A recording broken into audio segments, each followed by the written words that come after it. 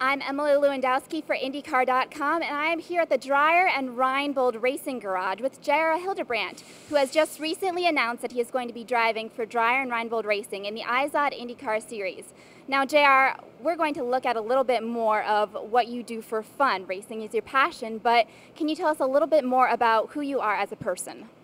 I guess outside of driving a race car, I've always been a little bit of a sports junkie, fitness guy. I grew up playing baseball, playing lots of sports when I was in high school, and so that's kind of what I fall back on usually. It obviously helps to be like that for driving the race car anyway. So coming from Northern California, I was a big mountain biker. It is kind of the birthplace of mountain biking, so I was always really big into that. Lots of hills, good running, trails, all that kind of stuff. So there's not quite as much of it out here in Indiana, but that's usually my go-to recreational sport.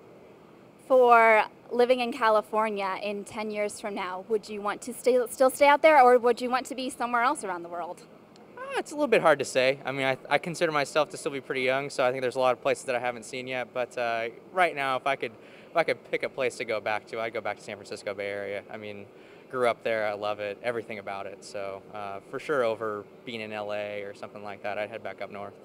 What would you say would be the number one or number two top tourist attractions that you would advise a person to go going to San Francisco? Well, I'd say if it's a typical foggy San Francisco morning, that's heading out to Alcatraz is probably the way to go. Get a real feel for what those guys were in for back in the day. But sometimes it's sunny, you don't get quite the experience there. So heading out to the piers, going down to the ferry building, checking out Lombard Street, something like that. There's a lot of really cool places to see. Nice. Well, you said that sports is a huge part of your life. How do you train for an IndyCar series? What are some of the big sports that you think that you need to train for to build your muscles and your body?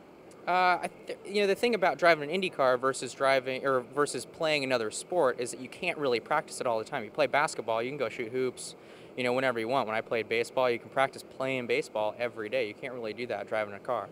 And so we mix up our training a lot. We rock climb, we box, we do some mixed martial arts stuff. I've obviously into the biking and the running and all that kind of stuff, but we kind of run the gamut to make sure that we're in as good a shape as we can be. Living in California, is surfing part of your sports repertoire at all?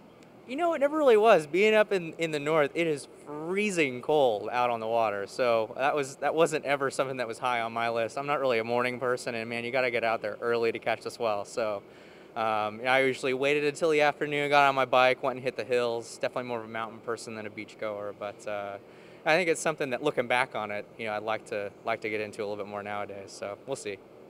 Well, thank you, JR, so much for your time. I'm Emily Lewandowski for IndyCar.com.